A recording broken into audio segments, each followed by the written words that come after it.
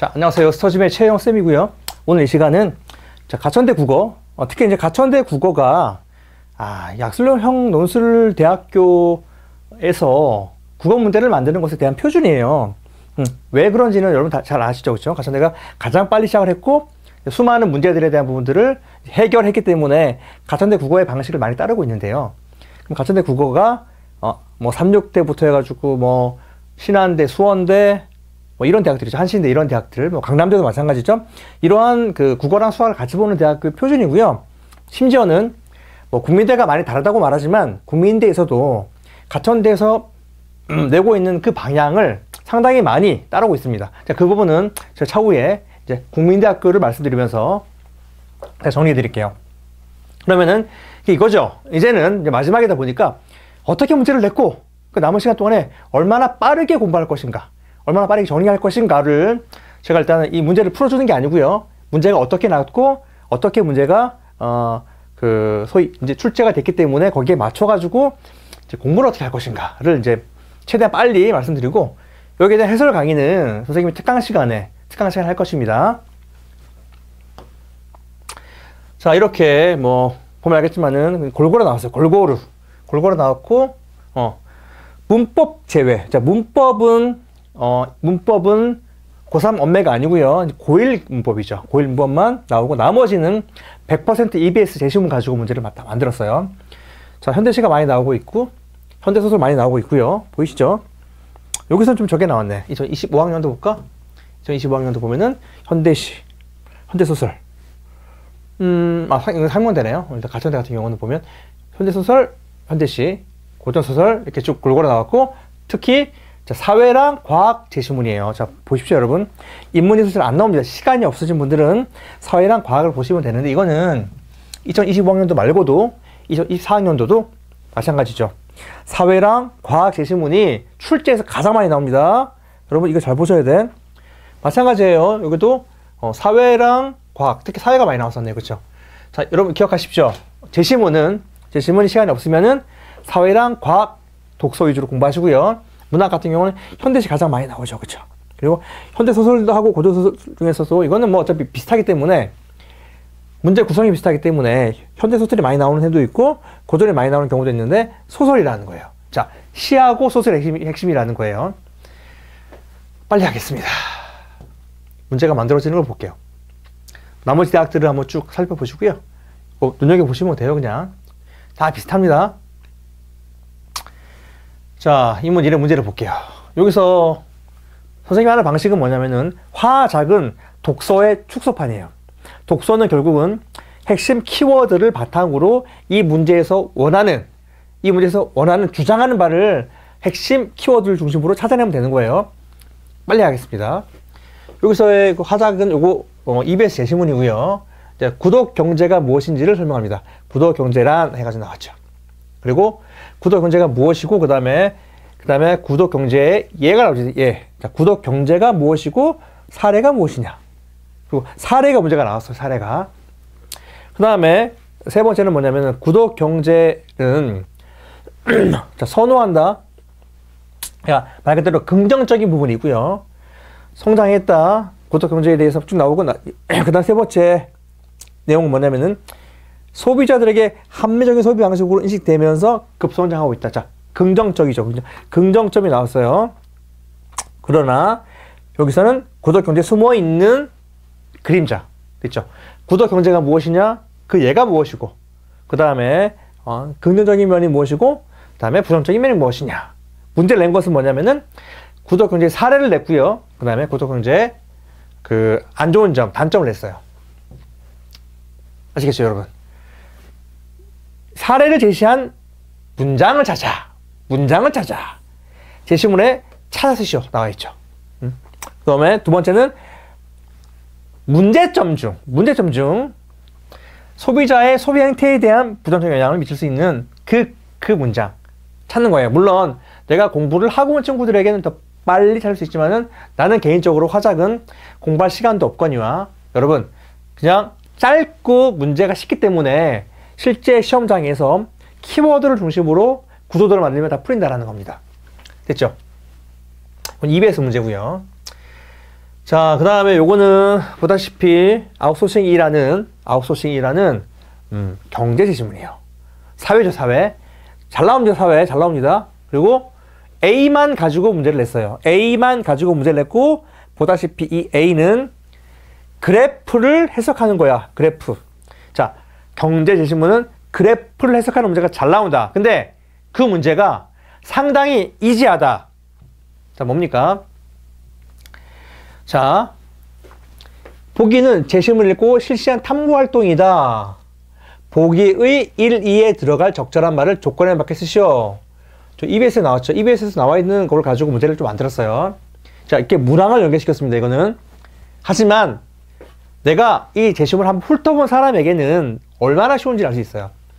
제시문의 그림에서 A가 B보다 더 위에 시작하는 이유는 쭉 해가지고 이유는 읽어본 사람은 너무 쉽죠. 요 그래프상에서 요게 생기는 이유는 아웃소싱을 맡기면은 내가 처음에 뭐가 안 들어갑니까? 그쵸? 고정비가 안 들어가. 그러나 아웃소싱을 안 시키고 아웃소싱을 외부에 맡기는 거잖아요. 회사 내에서 하게 되면은 고정비가 들어가. 자, 고정비 때문에 차이가 나는 거예요. 그래서 정답은 이제 고정비가 된 겁니다. 고정비가 된 거고요. 요거는 뭐냐면 Q'의 위치는 이동한다. 위치는 이동한다. 여기 어디에 나오냐면은 여기 3번을 가지고 문제를 만들었어요. 이것도 되게 쉬워요. 왼쪽으로 이동한다라는 것이 제시문만 읽으면 나와 있어요. 아주 기초적인 내용입니다. 됐죠? 자, 노직의 최소 국가론. 요것도 상당히 문제가 심플한 게 뭐냐면은 이것도 이제 물론 아시겠지만은 약간 인문 철학 내용이긴 하지만 문제 구조는 그냥 사회 제시문이야. 그냥 정보를 전달하고 있어요. 사회 철학자 노직은 쭉 나와서 국가가 강제력의 독점과 모든 사람에 대한 보호 서비스의 공급이라는 두 가지의 기준으로 세 개를 분류합니다. 세 개를 분류해요. 첫 번째는 뭐냐면은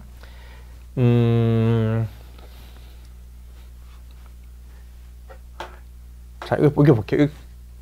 자, 보호협회가 나와요. 보호협회. 그 다음에 극소국가, 최소국가가 나와요. 그러니까 세 가지의 분류가 나옵니다. 세 가지 분류가 비독점과 독점 이렇게 해가지고 구분하는 건데, 요거는 말 그대로 핵심 키워드예요.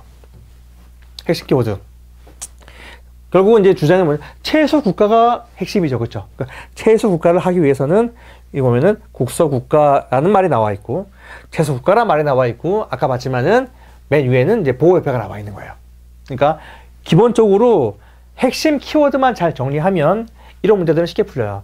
심지어는 이거는 구도도 문제예요. 구도도 문제. 그죠? 구도도 문제 알겠죠?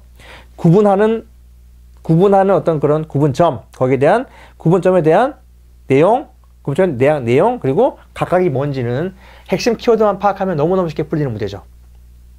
그 다음에 형법상 과실, 이것도 물론 사회 제시문의 법이에요. 자, 기역, 니은, 디귿에 들어갈 말을 제시문에서, 이제 핵심인데, 제시문에서 찾아 쓰시오. 이게 가천대 논술, 약수 논술의 가장 큰 트렌드고 핵심이에요. 여러분들이 알고 있는 기본 배경 지식이나 추론으로 문제를 푸는 것이 아니고요. 제시문에 나와 있는 핵심 키워드를 발췌하는 능력이에요. 고의, 가실 그 의문 중에서 뭐가 들어갈지를 이거를 읽어본 사람들한테는 이 제시문을 읽고 시험장에 들어간 사람한테는 너무 쉬워요. 다 나왔잖아. 고의가 뭐고 가실이 뭐고 뒤에 보면은 주의 의무란 말이 나왔잖아요. 그러니까 이게 이 내용들을 알고 있는 사람들에게 너무 쉬워요. 구조도로 말하면은 첫 번째는 형법상 범죄의 성립, 그리고 그게 고의, 그리고 과실, 그리고 주의 의무의 세 가지의 구분. 자, 그리고 두 번째 문제는 뭐냐면은 두 개를 냈죠.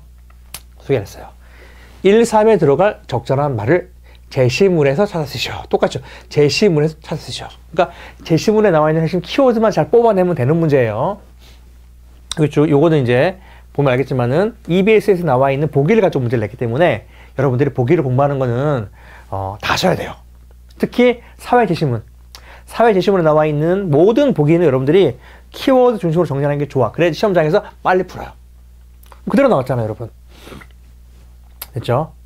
그리고는 이제 1, 2, 3에 들어갈 내용들은 또 쉬운 게 뭐냐면은 요게 나와 있는 내용이에요. 요게 나와 있는 두 번째 나와 있는 뭐 평균인 표준설, 그 다음에 여기 뭐 주관설, 행위자 표준설 이렇게 나와 있단 말이에요. 이걸 그냥 답으로 쓰면 되는 거예요. 근데 그 답으로 쓰는 키워드가 제시문에 나와 있는 뭔가를 설명하거나 예를 들거나 뭔가 보충하는 그 내용이 아니고요.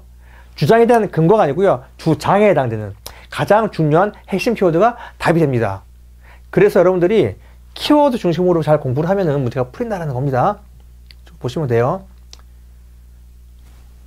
이거는 이제 그 음원 변동 잘 나옵니다. 음원 변동이라는 고1 내용 가지고 문제를 만들었고, 이건 기본적으로 아는 사람들에게는 뭐가 들어갈지 되게 쉽게 문제가 풀리는 문제였어요. 자, 낙은 별곡. 이제부터는 이제 고전 시가, 그죠? 고전 시가 나왔죠. 시예요, 시. 소설 어떻게 나오는지를 봅시다. 시, 소설이 가장 많이 나오니까. 소설은 현대 소설, 고전 소설 잘 나옵니다. 자, 낙은 별곡에 대한 내용이 쭉 나와 있고, 그래서 하고 싶은 얘기는 뭐냐면 뭐가 나오느냐, 도대체 뭐가 나오느냐, 시하고 소설은 뭐가 나오느냐. 화자는 설의적 표현을 통해 그곳에서의 소박의 생활이 쭉 나왔죠. 자, 표현상의 특징이 잘 나옵니다. 됐죠? 표현상의 특징이 잘 나와요.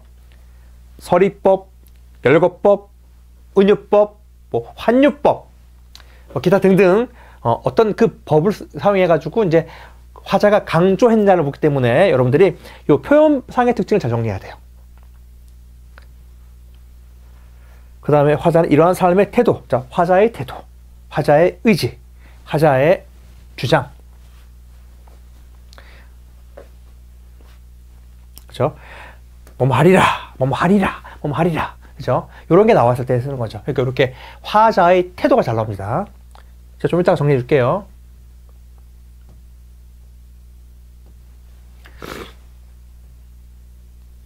자, 그리고 보다시피 장소에 이동에 따른 시선의 분류, 말 그대로 시상전개. 어디를 가고 거기서 무엇을 느꼈느냐. 시상전개. 이게 말하는, 소위 말하는 시 제시문, 특히 이제 이거는 기행가사잖아요. 기행가사의 가장 큰 구조도예요. 구조도. 어디를 갔고 거기서 뭘 했고 뭘 느꼈고. 됐죠? 자, 그 다음에 만세전이라는 소설이 나왔어요. 소설에서 똑같아요. 내어지는 주제는 뭐냐면은 보기 1, 2에 들어갈 적절한 문장을, 자, 문장이에요. 소설은 문장, 시는 주로 나오는 것은 행, 그 다음에 어휘, 그 다음에 시어, 이런 것들은 불어요. 자, 그중 1에서 나가 느끼는 고통이 숨막힘과 같은 것으로 표현되는데, 여기에서는 긍정적 상황의 숨막힘과 부정적 상황의 숨막힘을 대조하여 나가 느끼는 절망감을 부각하고 있다. 그죠? 화자가 느끼는 느낌. 결국은 시는 화자, 그 다음에 소설 같은 경우는 사실 이거는 이제 화자라기보다는 주인공이죠, 주인공. 그죠? 주인공. 인물이에요, 인물. 인물은 물어요. 아까도 했지만, 뭐뭇의 서는 무력을 의미하는 환유적 소재, 환유라는 거는 알겠지만은 바꾸는 거예요. 표현을 바꾸는 거예요. 표현을 바꿔서 쓰는 겁니다. 예를 들어서 뭐 청와대가 말했다. 청와대가 말하는 게 아니잖아요. 그렇죠? 대통령이 말한 거를 청와대라는 것으로 바꾸어서 듣는 사람으로 하여금 더욱더 명확하게 이해하도록 만드는 거죠. 여기 보면은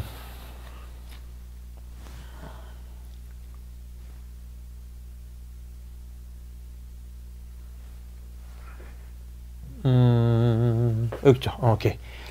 그러나 스스로 내성하는 고민이요 온해가 아니라 발길과 채찍 밑에 부대끼면서도 죽어 엎겨 있는 거세는 존재에게도 존경과, 그렇죠? 그러니까 이 발길과 채찍이 억압된 상황에 대한 어떤 부분을 말 그대로 이제 강조하는, 이제 환유예요, 환유. 환유법이 나온 게 바로 그 해당되는 거예요. 무력을 의미하는 환유적 소재를 통해, 무력을 의미하는 환유. 됐죠? 발길과 채찍이라는 키워드. 어떤 경우는 발길과 채찍이라는 단어 또는 그 어휘를 물을 수도 있고요. 문장을 물었잖아요. 그렇죠? 그래서 문장에 첫 어절과 마지막 어절을 쓰면 돼요. 자, 결론. 뒤에 쭉 하고 싶은데요. 일단 갖췄는데 약술논술 국어가 무엇인지를 빨리 정리하기 위해 가지고 일단 요 9문제 먼저 하겠습니다. 나머지 문제는 선생님이 특강 시간에 풀어줄 건데요. 하고 싶은 결론 정리하겠습니다. 독서, 화작은 화작도 마찬가지예요. 제시문에 나와 있는 핵심 키워드를 위주로 그으면서 공부를 하거나 아니면 시간 되시는 분들은 구도도를 내가 직접 만드는 거야. 1문단의 주장 키워드, 거기에 대한 부연 설명. 2문단의 주장 키워드, 부연 설명. 아까처럼 비교 대조, 그죠? 보호협회, 비교 대조잖아요, 그죠? 비교 대조. 이런 것들을 잘 정리하는 게 구조도잖아요. 구조도를 만드세요. 두 번째 뭘 하냐면은 경제 제시문이나 과학 제시문은 그래프를 해석할 줄 알아야 합니다. 그래프 해석 어렵지 않아요. 제시문에 나와 있는 아주 그냥 쉬운 내용 가지고 보통 그래프를 만들어요. 그래프 자체가 어렵지 않습니다. 됐죠? 이렇게 정리하면은 독서는 끝이 납니다. 쉽게 말해서 화작 독서는 끝이 납니다. 자, 그다음 문법은 고3 언매가 아닙니다. 고1 때 배웠던 7가지 주제를 가지고 문법 정리하면은 쉽게 풀려요. 그래서 그 부분 정리 잘 하시고, 세 번째, 문학인데요. 문학은 빨리 말씀드리겠습니다. 문학은. 자, 시하고 소설이 메인이에요. 현대시, 고전시가. 현대소설, 고전소설. 요 네 가지를 바라보는 안목 두 개 똑같이 말씀드릴게요. 여기서는 화자의 태도, 화자의 정서. 여기는 주인공의 태도, 주인공의 정서. 여기는 시상 전개, 여기는 사건 전개. 표현상의 특징, 여기서는 서술상의 특징. 어떠한 표현법을 사용했느냐. 그리고 이제 마지막에는 시어, 소재. 이런 것들이 들어가는 거고, 마찬가지로 여기도 소재가 들어가는 거예요. 소재를 통해 가지고 말 그대로 이 화자가 주장하는, 이 작자가 주장하는 핵심 주장을 잘 찾아내는 게 능력이죠. 그러니까 이거 외에는 출제가 안 된다. 그래서 여러분, 만약에 시간이 없으신 분들은 빨리빨리 한 제시문당 한 5분, 10분 정도로 해가지고 이것만 잘 발제하고 끝을 내면 되고요. 시간이 많으신 분들은 조금 더 자세히 보되,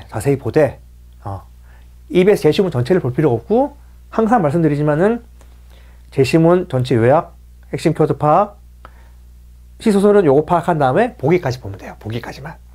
그렇게 되면은 약술논술 국어는 틀릴 게 없을 겁니다.